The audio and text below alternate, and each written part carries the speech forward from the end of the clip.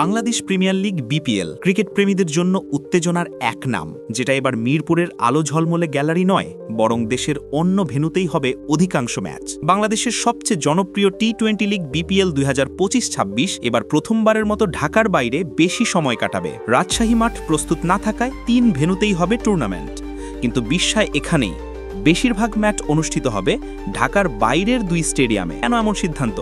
কারা পেল মালিকানা? আর কবে মাঠে নামছে দলগুলো? চলুন সব প্রশ্নের উত্তর খুঁজি এবারের প্রতিবেদনে।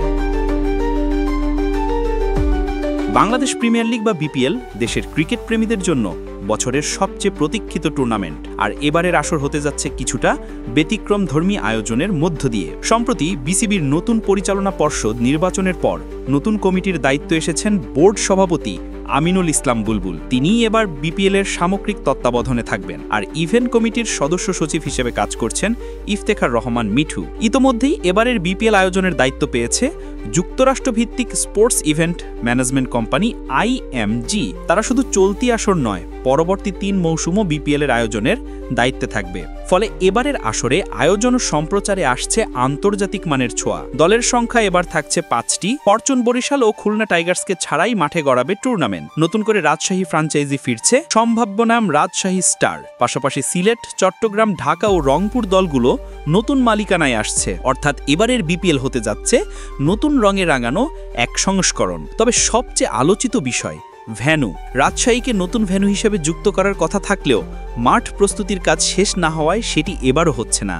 তাই 3টি ভেন্যুতেই আয়োজন হবে বিপিএলের সব ম্যাচ। বিসিবির একটি সূত্র জানিয়েছে, এবারের টুর্নামেন্টের অধিকাংশ ম্যাচ হবে ঢাকার বাইরের 2 স্টেডিয়ামে। মিরপুরের শেরেবাংলা স্টেডিয়ামে খেলা হবে কেবল টুর্নামেন্টের প্রথম দিকের কয়েকটি ম্যাচ এবং শেষের দিকের গুরুত্বপূর্ণ ম্যাচগুলো। মূল কারণ মিরপুরের উইকেটের কন্ডিশন। সাম্প্রতিক সময় টানা ম্যাচের কারণে উইকেটের মানে প্রভাব পড়ায় এবারের সিদ্ধান্ত নিয়েছে বিসিবি।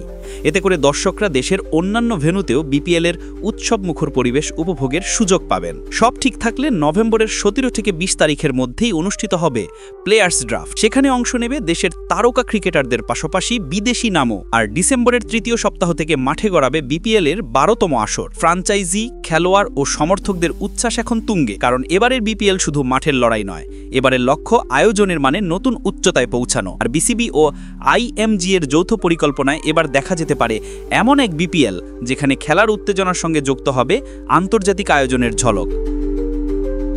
শেষ কথা, বিপিএল মানে আবেগ, প্রতিদ্বন্দ্বিতা আর ক্রিকেটীয় রোমাঞ্চ। এবারের আয়োজন ঢাকার বাইরে ছড়িয়ে পড়ায় দেশের ক্রিকেট প্রেমীরা এবার আরও কাছ থেকে উপভোগ করতে পারবেন দেশের সবচেয়ে জনপ্রিয় ক্রিকেট উৎসব বাংলাদেশ প্রিমিয়ার লিগ 2025।